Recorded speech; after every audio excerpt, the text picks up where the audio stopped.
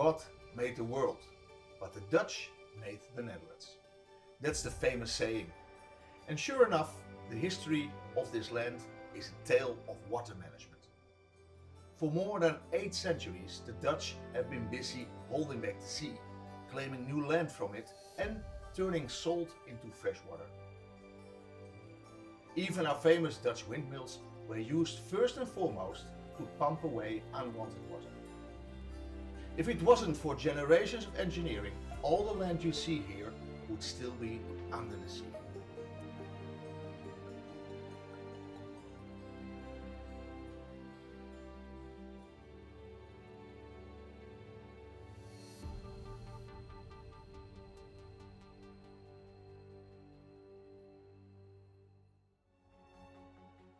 My name is André Kuipers, a Dutch astronaut at the European Space Agency ESA. For years I worked here, at the site you see behind me, a relatively new addition to the Dutch landscape. ESA's largest establishment, the European Space Research and Technology Centre ESTEC. This is the place where almost every major European space mission is planned out, then tested for flight, and future space technologies are developed to make new missions possible. Then I left it all behind. I became one of the 28 ESA astronauts to date who have visited space. Launched aboard a Russian Soyuz rocket, I joined the crew of the International Space Station. I carried out 2 tours of duty, 400 kilometers up in Earth orbit, totaling just over 203 days in space. So why is an astronaut here to talk to you about water? Because the interesting thing is that my time in space only emphasized the vital importance of it. Because water really is life, down on Earth and up in space. And because space technology, developed by my former colleagues here at ESTEC, in the wider Dutch space sector and across the rest of Europe, has really added a whole new dimension to water management. It's a story I want to share.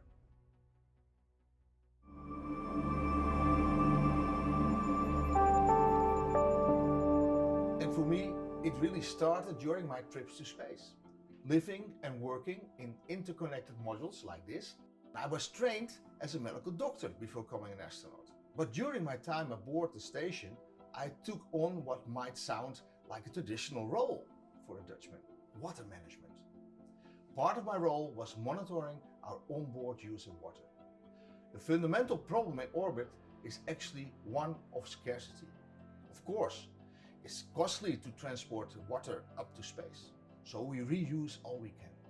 Humidity from our breathing, sweat, wet towels, even our urine gets recycled.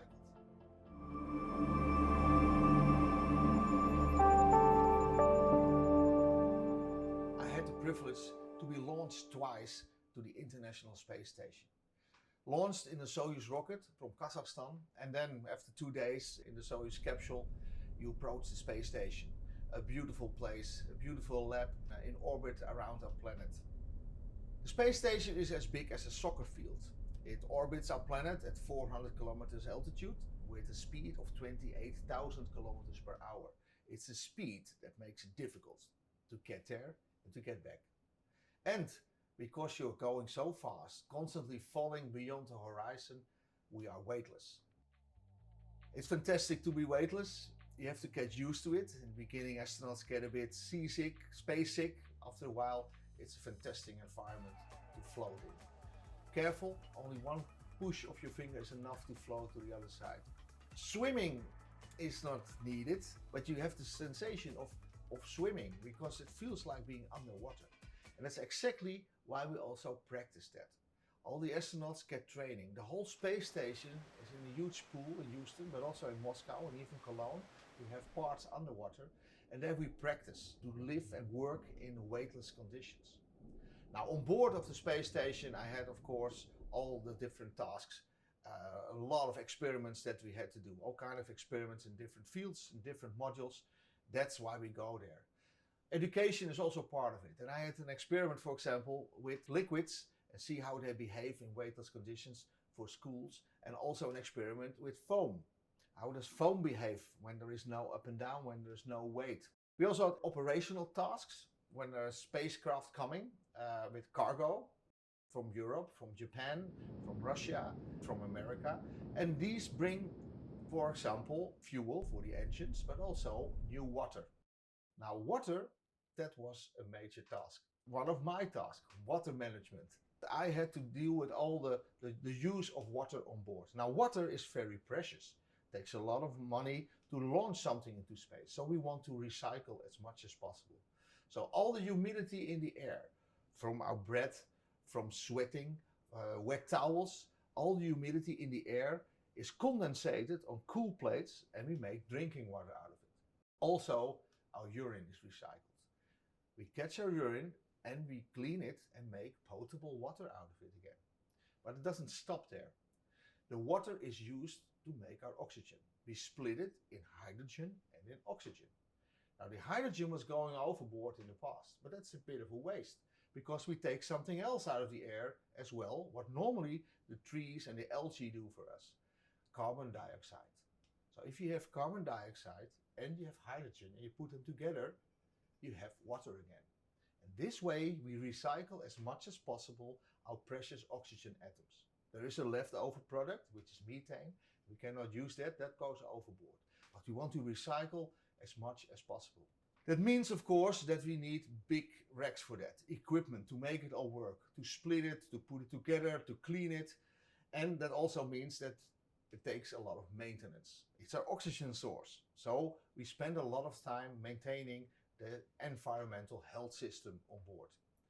Now, that also means that the toilet is a bit different than at home. The urine we catch separately, we make drinking water out of it.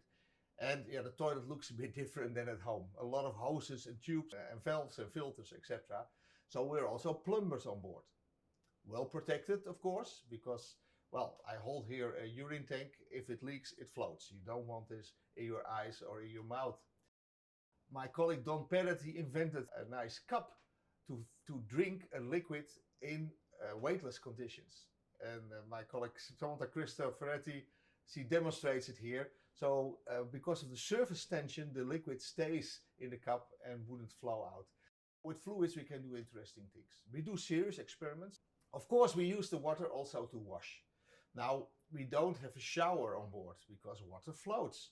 So we use mostly wet towels. But sometimes you also want to be really wet. And then you can use it also in a different way. You can put the water on your body. It doesn't fall down because there is no weight. So it sticks to your body and you get a film of water on your body. The equipment is well protected because it can also be droplets of sweat or coffee. But here you can see nicely how you can be really wet. You shouldn't get it in your nose because you can still drown in space in that sense.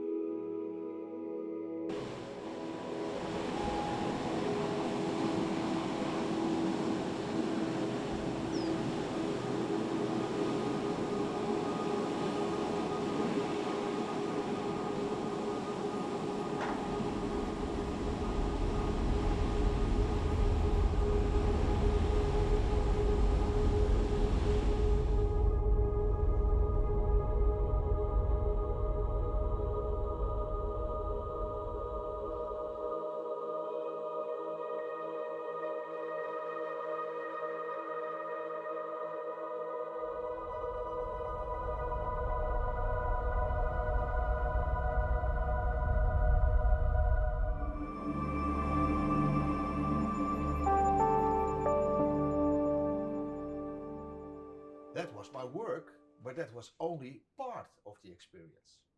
We were living up there as well as working. We had to spend hours each day exercising to maintain our bones and muscles in weightlessness. It's the same for all astronauts. We had some downtime too. In my 3 hours, I looked back at our blue planet. Water is everywhere, from the turquoise Bahamas to the vast Pacific. Studded with jewel-like islands, it swells, glinting in the sunlight. This is why we have these beautiful windows as well. The nicest place is the cupola, a European built cupola with windows around you, and in the bottom from the outside it looks like this. We have protective covers for against space debris, so if there's nobody there we close the covers. We call it Planet Earth, but maybe we should call it Planet Aqua or Planet Ocean. And it all started actually with Apollo 8. We know we live on a globe, but if we look outside, the Earth is flat and the air looks endless. But from space, you can see that we live on a sphere. When this crew went away from the gravity field of Earth to the moon, they flew around the moon and they saw something special. Earthrise. First time through human eyes we could see our beautiful planet as a very fragile sphere in the blackness of space. The Apollo flights changed our minds. We're talking about spaceship Earth. We are all astronauts on a spaceship with limited resources. And that's something that the astronauts also in low Earth orbit feel a lot. We call it also the overview effect, to see the whole picture of the planet below you. We go with 28,000 kilometers per hour, so in 1.5 hours you are back at the same place. The Earth rotates under you, so every time you see a new piece of the planet below you. That means that 90% of the planet you can see from the space station. So a beautiful planet, a very thin atmosphere. You have the feeling that if you blow very hard, that you blow off the whole atmosphere. 70% of our planet is water and clouds. That might be boring, but also there you can see interesting things. A real hurricane. You don't want to be under there.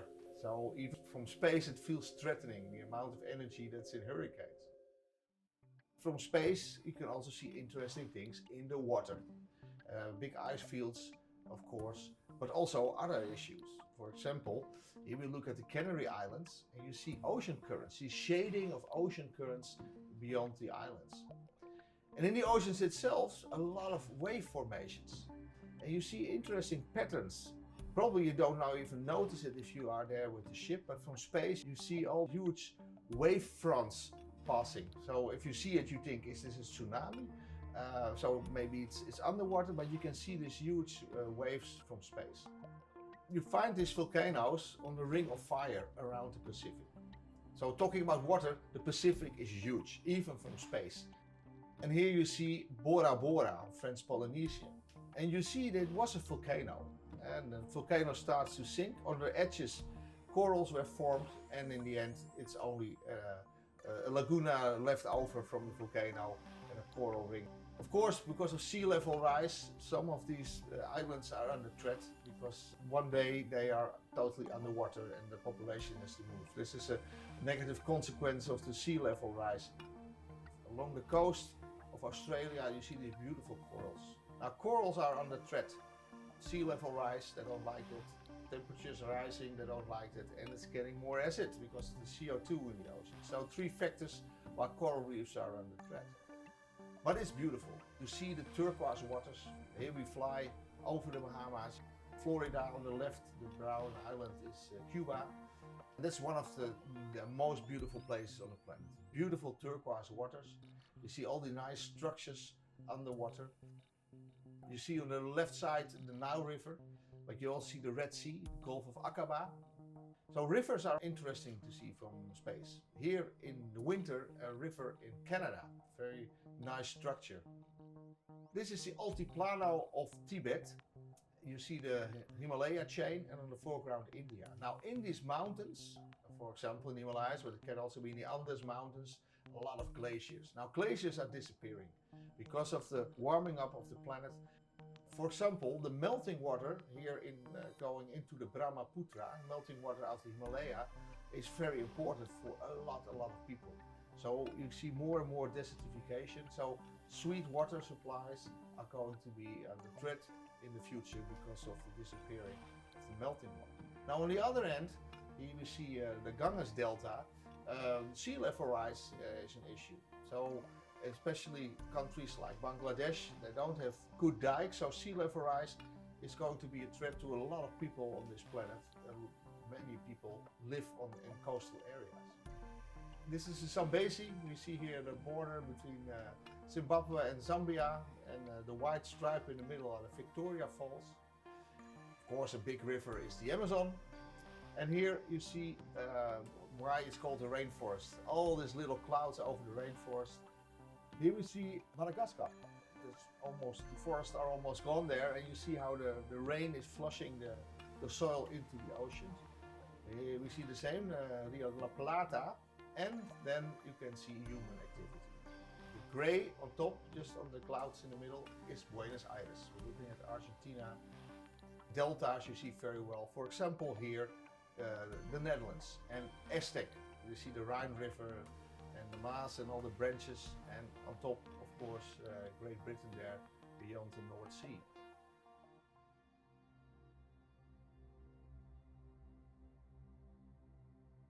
We fly over the Sahara Desert and everybody wants to live on the water. This is where you always find the people. So the golden snake is the Nile River. Here we have Dubai with this little palm tree you can see. And here we fly over interesting place. On the right side, the bright part, that's South Korea. On the left, you see the lights of China. In the middle, the dark part is North Korea. But what you also see is all these fishing boats. You can see that beyond South Korea there. And here you see it near the coast of Vietnam. And all the lights, all these little lights in the ocean is all fishing ships. And we look at the South Chinese Sea here. You see light blue lights, purple, green. These are the real colors. These are all fishing ships. And then it's a visualization of the problem that we have in the oceans. Here you see also big fleets of fishing ships. And this is near the coast of Argentina. We have to be careful with our oceans. They are not endless. All these pictures I took from the space station. You see things with the naked eye, but with satellites, you can see things much better. So we have the Earth observation satellites. I think this is the most important form of spaceflight that we have. We watch our planet in all kinds of ways. The Sentinel satellites and the Copernicus program. So ESA is building these satellites, and we can see a lot of things that deal with water. Humidity in the ground, the salt content here in the Mediterranean, or the turbidity of the river Elbe, for example. So we use this Earth observation satellites in this Copernicus program for all kinds of applications, and also for the oceans. Now all the data goes down to ESA, to Frascati, and there everybody who needs this data can use it. Organizations, governments, etc. So these are beautiful satellites. On these satellites is, for example, pieces of equipment like this tropomi, and they measure, for example, the air pollution over the whole planet in very much detail. So you can see also where the problems are. Big polluters on our planet are cargo ships. So a huge amount of pollution getting out of these ships, and you can follow it with the satellites in detail. If there is any pollution coming out of rivers, oil pollution from ships, we can see that. And even for disaster relief, if there is a flood somewhere, then with satellite information, you get a lot of information which is very helpful for the organizations to take care of that. We measure the heat of the oceans, the heat of the land. Ice is melting. We have satellites like Cryosat, ESA satellite that goes around the poles and measures the thickness of the ice. Calibrated with teams on the ice so you know that it's the right data. And the ice is disappearing. And we will have summers without polar ice. Now, this ice is already in the water. Sea level will not rise from there. But the ice on Greenland is also melting. And this is land ice, kilometers thick. And that means sea level rise. But it also might mean a change in ocean currents, for example. Sea level rise is measured by one of the newest satellites of ESA, the Sentinel-6. So it measures the sea level, but also the roughness of the oceans and all kinds of different aspects for the whole planet. So that means that you get a good picture of where sea level rise is causing a problem, because it's not equal in all places. Every day our planet grows with 200,000 people. And they all want energy, they all want sweet water, they all want transport, etc. So we have to be careful with this planet. And space helps us. Space helps us to get the right information to make the right decisions. So we have to give the planet time to recover. On maritime level, we can do a lot, and we use spaceflight to make the planet clean and pristine again.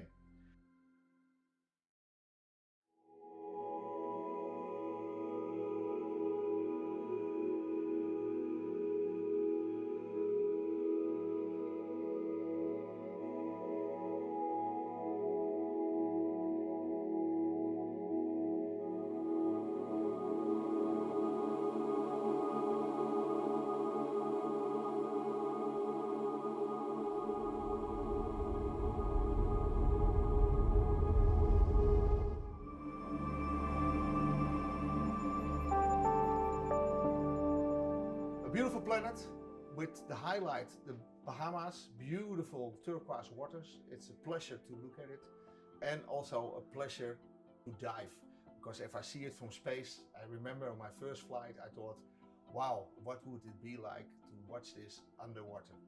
With water so precious in orbit, I ended up wondering, what's the view like down at sea level? That thought stayed with me back on Earth. And it turned out there were colleagues I could find out from firsthand. Meet Peter de Maagd. He's a senior ESA antenna engineer, helping to design and test the radio frequency systems that space missions use to gather knowledge and communicate with Earth. But in his free time, Peter is a diver and award-winning underwater photographer. As a diver myself, although not so experienced, we have spent a lot of time talking and comparing notes on how the same places look like from high above to right down in the water.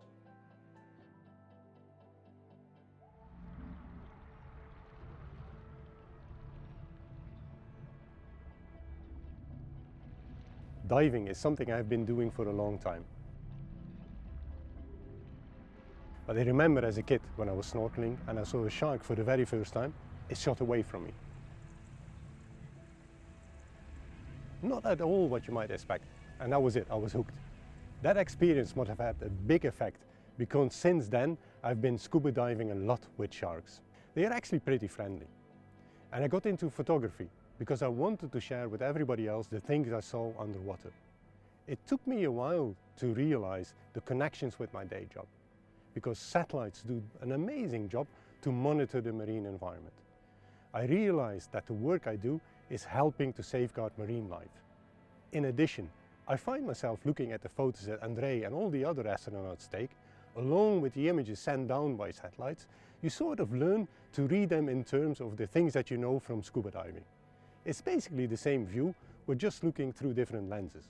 For instance, I can look at this satellite picture of a plankton bloom and know instinctively that the water down there is going to be pretty murky. Definitely not a good day to go diving. So you have just seen these amazing pictures of André in the space station, and probably everybody is jealous, everybody wants to go in the space station. But on the other hand, the bit that André is missing is actually underwater, and this is what I hope to show you now. So one image that André showed was when he was flying over Bali, and this is what he's missing. Some pristine reefs, amazing colors, fantastic. The reds, the yellows, the oranges, it's just phenomenal. So the life underwater is as beautiful as from space. Looking at the picture of André again, where he is flying over the Sinai desert, and this is the image underwater. You see these beautiful corals, amazing, and the beautiful fish, the orange fish in this case, just swimming against the current. Another image that you can see from André shows the downside of what we do to the Earth. Here he's flying over the Suez Canal and the Red Sea and the Sinai. You see the enormous amount of pressure that the humans are putting onto the Earth. It's light everywhere. And this is what I can also see when I go diving underwater. It's a very busy shipping lane, and I see this, there are plenty of wrecks. I enjoy diving the wrecks, but it's obviously the impact of mankind. Now I go to satellite images, where you can see that in between the two islands, the mainland and the island, actually the water looks kind of dirty. And if I go diving, I can really see what that means to me as a diver. You see that the fish is actually living in a beer bottle in this case. So it doesn't always need to be extremely negative, it can also be positive. Peter has dive mates from all across the world, including fellow award-winning photographer Teresa Geis. In daily life, Teresa is a physician and researcher, studying how cancer grows in bone. As a physician scientist at MD Anderson Cancer Center in Houston, Texas, I study the tumor bone microenvironment. In many ways, this is analogous to the microenvironments in the ocean. I've loved the ocean for as long as I can remember, but I never lived out the passion until I started diving about 15 years ago. Underwater, a new world emerged for me. I explored the different microenvironments around the world, and I used photography to share these microenvironments and educate the public on the immediate need to protect the ocean and all its life from the negative impact of man. And here is an example where you clearly see the impact of rain. You see plenty of people living close to the coast, and I'm not going to complain, I would probably be the same. I want to wake up in the morning, have my cup of coffee, read the newspaper and look to the ocean. The downside is the bushes and the trees get removed to build the houses, and it removes everything that prevents erosion from the soil going into the rivers. And actually the two rivers that you see on the image, they're brown, they're really an ugly color. If you look a bit further into the ocean, you see a plume of sediment going into the ocean. And what it means underwater, you can see on this picture. The coral has completely disappeared. It's dead. People are aware of this and they start doing something about it. Regrowing coral. This is plastic tubes where little bits of coral are being grown, and as soon as these corals have decent size, they replant them in the places where they should go. We've witnessed many good things that man has done to protect the ocean. Let's take Fiji, for example. It's home to spectacular coral reefs and a thriving shark population. Healthy sharks indicate a healthy ocean, but sometimes, like in Fiji, it takes human intervention to achieve this healthy balance. It all started with a local program in Beka Lagoon in Fiji, in which divers paid the local operators to dive with sharks. The proceeds went to the local villages, so they stopped killing the sharks. And over time, this resulted in the Fiji Shark Corridor, an expanded shark-protected area which encompasses all of the reefs along a 30-mile area on the southern coast of Viti Levu. This includes the Shark Reef Marine Reserve, Fiji's first locally managed marine park dedicated to researching and preserving the local shark population. This protection expands beyond sharks to include hands-on protection of reef environments. There are still a few things that are very difficult to see using satellite imagery. This image was taken on a particular day, and I'm pretty sure if André would be flying over, he would probably think that it's an amazing day, sun shining, people happy everywhere, which is true. I mean, it was a fantastic day, the sun was shining. But when we went out diving, this is what we encountered. This poor turtle was caught in a fishing net. We didn't pick this up with satellites. It's nearly impossible at the moment with the current state of technology. But this is what you see when you go diving. We encountered several large accumulations of fish nets, known as ghost nets. Some of these had entrapped turtles, both green turtles and olive ridley turtles, which are endangered. What could be worse than seeing a turtle entrapped in a mass of trash? We immediately went to work. We managed to save this turtle and cut it loose, and it was swimming away. Believe it or not, same location, next day, we saw another turtle caught in a fishing net. This one we managed to set free as well, but it was in a much worse condition. So it managed to swim away, but I'm not 100% sure if it made it. Third day, satellite image, you see a few scattered clouds. We went diving again, and then we saw this jellyfish just floating in plastic, in marine litter. And if you realize that the favorite food of turtles is jellyfish, then you can imagine that it's really difficult to distinguish between the jellyfish and the plastic around it. It looks the same. Based on our time underwater, there is a lot of pollution that astronauts or satellites can't see, like marine litter. 80% of it is made up of slowly degrading plastic. This trash injures animals through direct entanglement or else ingestion. And as well as degrading marine ecosystem in this way, plastic ends up getting eroded away into smaller and smaller pieces with microscopic fragments entering the food chain, contaminating the seafood that humans eat. So if you go diving and you experience all these events, you can't just sit back. It's obvious that we need to do something. And here at ESA, that's exactly what we're trying to achieve.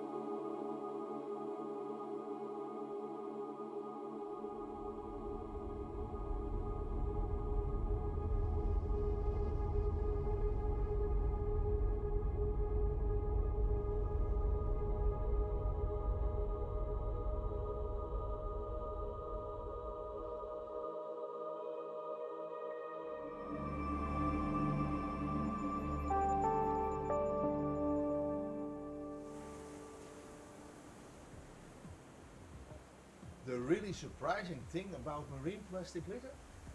While the estimate is 10 million tons of plastic enter the ocean annually, equivalent to a fresh truckload of plastic dumped every minute, we only know what happens to about 1% of it. Does the rest sink to the seabed, coat beaches, or get broken up? About 250,000 tons is estimated to be floating in the oceans right now, but computer models are too crude to show us precisely where. Astronauts and satellites can see floating marine plastic from orbit at the moment, but it's possible that in the future that might change. ESA optics engineer Paolo Corradi has been looking into what kind of technology might make such detection feasible. It all started while we were volunteering to clean up the litter on the beach at Norway. The day we collected so much garbage that we started to wonder, well, would it be maybe possible to use satellite to detect high concentration of plastic pollution on the shore, as well as floating in the sea, as we do now, for example, for oil spill or even plankton. We began talking with marine litter experts in order to define the requirements of observation of plastic pollution and to see how remote sensing could contribute. One of these experts was Joanna Miravega, a marine biologist working at Deltares, which is an independent institute for applied research in the field of water and subsurface. Most people visiting the beach will surely have experienced the unpleasant sight of plastic pollution. Unfortunately, this is not restricted to the coast, and plastic can be found in virtually any part of our oceans, even in those parts that have little or no human activity, such as the deep sea or the poles. This litter can originate from many different sources: recreation at the coast, tourism, maritime activities like shipping and fishing. But it can also be produced further inland and be transported into the sea, for example, by rivers. Once in the sea, the litter can be moved through winds and currents, potentially across large distances, but it can also sink, it can also be ingested by animals, it can fragment into small pieces, it can accumulate in the famous garbage patches in the middle of the ocean. So we can see that there's many factors affecting the distribution of litter in the sea. And these lead to a high degree of variability in the data that we collect. So, for example, if we were to come back to the same beach or the same spots in a few days, chances are that we would find very different types and quantities of litter. We do collect a lot of data on the ground, but the oceans are so vast that these surveys are just snapshots in space and time. And this is one of the challenges that us scientists face. Although we know that the pressure of plastic wastes is increasing, it's actually hard to find statistically significant trends in terms of quantities and distribution of litter. And above all, to actually understand what are the sources that are generating this type of pollution. This is where the view from space can make a big difference, because it allows us to cover a much wider area, repeat our observations with much higher frequency, and this helps us to draw a much better picture in terms of the amounts of litter that are out there and how it varies with the different factors at play. But most importantly, this would be very valuable information for policy and decision makers to actually inform them where interventions are most needed and to help them see changes due to these interventions. Our hope is then that by monitoring large areas via a combination of drones, planes, and of course satellites, we could one day generate dynamic global maps of plastic pollution, and not only in the sea, but also in other aquatic environments such as the rivers. No doubt this is a big challenge. Actually, this was considered at the beginning an almost mission impossible, not only due to the fact that plastic accumulation large enough to be detected by the current satellites are relatively rare, but also because it's hard to give a structure to this very complex problem.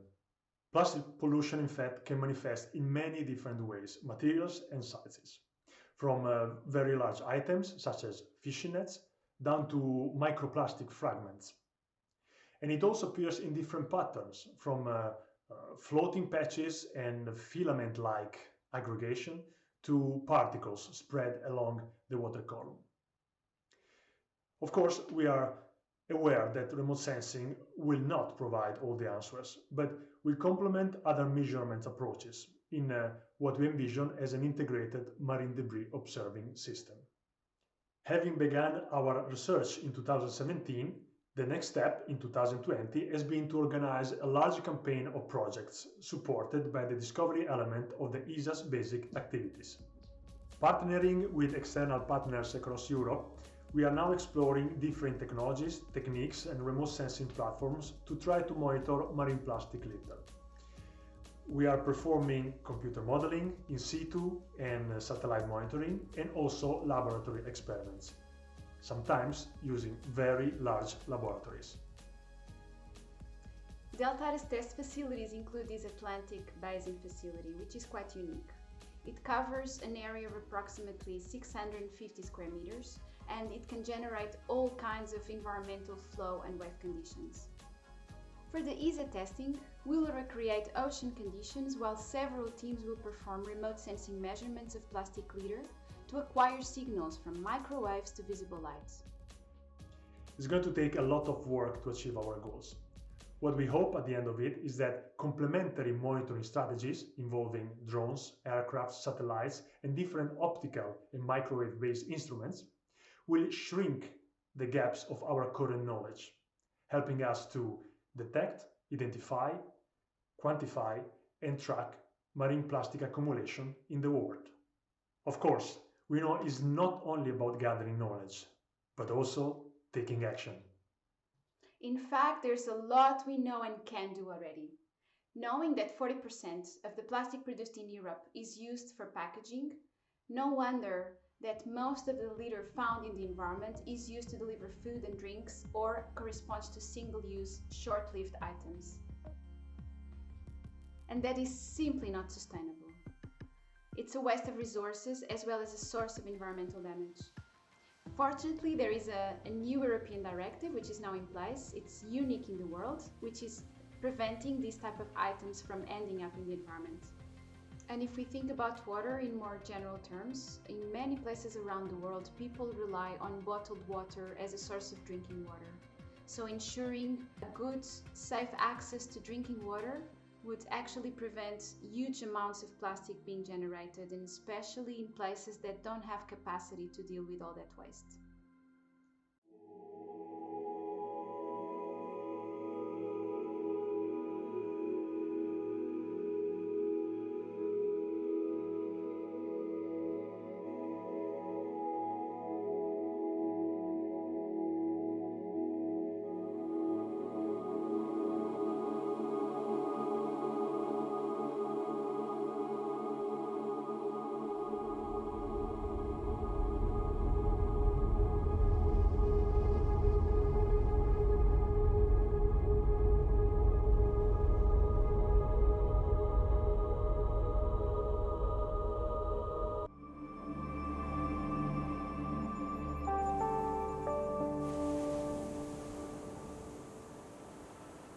really alarming thing about plastic waste is that it is a problem across so many scales. From the large pieces threatening marine life to the tiny microfragments that we might end up eating and drinking without knowing it, accumulating in our own bodies with unknown consequences. But space has a contribution to make when it comes to ensuring clean water too. Here in ESA's Life, Physical Sciences and Life Support Laboratory, their research includes filtration technology to keep water supplies pristine for future astronauts. The other part of their research is to develop enhanced recycling systems for future space missions. Up on the International Space Station, we recycle all we can, but it isn't enough for future deep space missions, where crews will need to stay entirely self-supporting by themselves for years on end. On Earth, we get all the oxygen, water and food we need from Earth's ecosystem. We can't take all of that ecosystem into space with us, but maybe we can take some of the key parts. That's the idea behind Europe's long-running micro-ecological life support systems alternative, MELISSA, to develop self-sufficient life support systems. The 11-nation MELISSA program has been running for more than a quarter of a century, with a pilot plant in Barcelona that has succeeded in keeping isolated crews of rats alive and healthy. Meanwhile, MELISSA-derived technology has also spun out into the real world. Meet Dutch horticultural specialist Peter Scheer, who has a very special drink to share with me. So André, can I offer you a nice cup of fresh mint tea? Absolutely. From P to T. Thank you. Enjoy. Thank you. Very nice.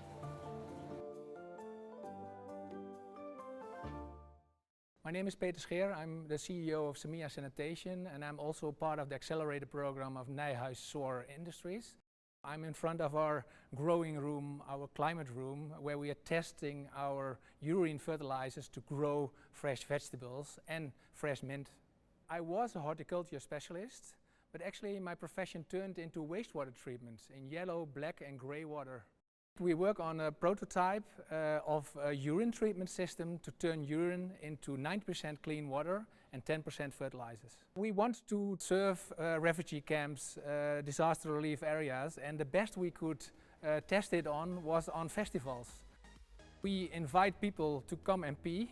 The process of urine treatment is we have a vacuum evaporator, and we were inspired by space technology.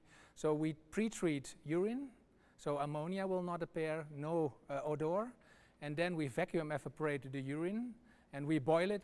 The water will come out, we will distillate it again by condensating, and then the concentrate, the leftover, is actually the starting point of the new fertilizer. And then we ask them, please do you dare to drink your own tea? Because we turn pee into tea.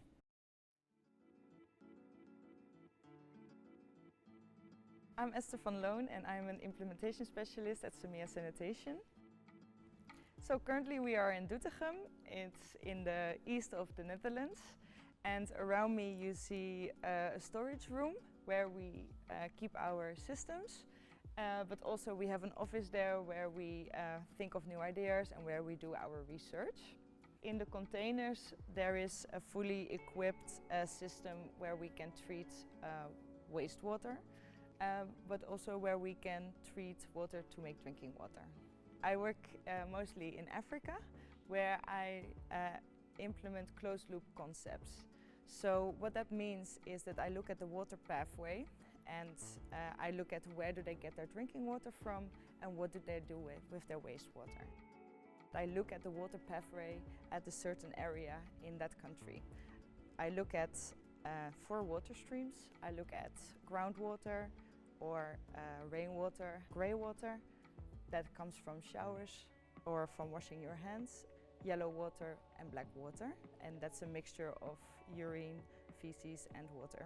What is currently the water situation, where do they get their groundwater, and what happens to their sewage or to their pit latrines.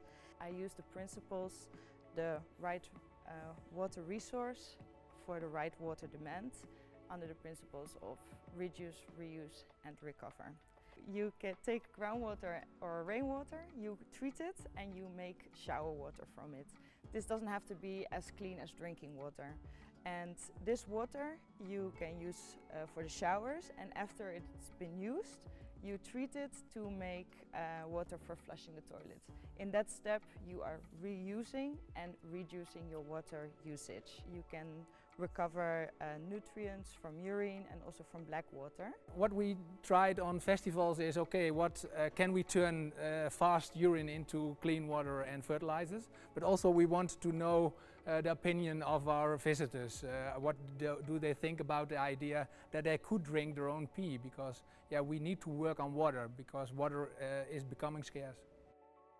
I saw really amazing techniques of treating grey water, yellow water and black water, and at ASA, actually at the Malaysia program, my interest in treating water started. We want to go from waste to taste. So as a horticultural specialist, I had 20 years experience of vertical farming, actually growing systems underneath LED technology and multi-layer system, completely controlled. So what we want to do is to use space technology, take nutrients out your own body and feed it to the system to grow your own vegetables. Your body contains a lot of nutrients, up to 13 grams, and you could easily make 400 grams of fresh vegetables daily on your own body content. So we really want to change the system that you are going to harvest your own donations and turn it into fertilizers. We want to close the loop also towards a Mars mission. So if you could use your own nutrients to feed yourself, that's amazing. We face that more than 1 billion people have no access to good sanitation, and more than 600 million people don't have access to clean drinking water. So we have to make sure that we use our water resources really carefully, and that's why we want to make treatment systems what will help all over the world to supply in clean water and good sanitation for everyone. We designed a new project in the Netherlands based on space technology, a water neutral and sewage-less street. So we will supply in 28 houses rainwater towards drinking water, shower water will turn into flushing water for the toilets, and the black water will be treated and turned into compost, nutrients, so plant fertilizers, and dischargeable water, clean water. You see an increasing number of people using medication.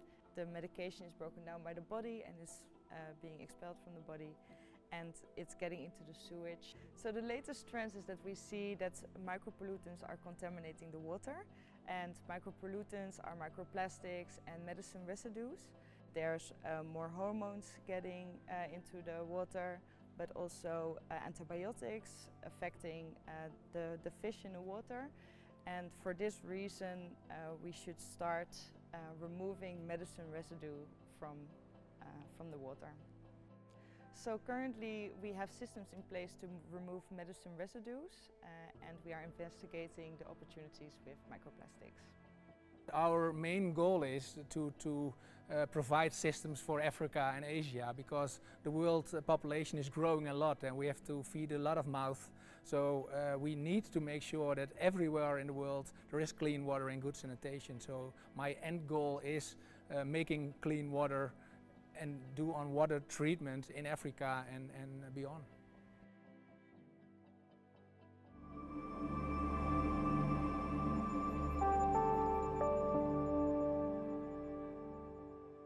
The space sector keeps coming back to water. Here at the NL Space Campus in Noordwijk, close to Aztec, the latest satellite radar images are used to keep watch on the Dutch flood defenses, looking for early signs of subsidence. Sea level rise is of course very important for the Netherlands, of which half is under sea level. So with Sentinel-1 we measure changes in movement of 1 millimeter with radar, and that means that we can use this information to watch the dikes. And the dikes are of course very important to keep the water out. Space technology goes on, making the difference across many scales. From protecting our landscape from climate change, to safeguarding ecosystems from human waste and pollution, to safeguarding the water we drink and ensuring it stays clean and healthy. Because the view from space down to Planet Aqua makes it even clearer. Water is life everywhere.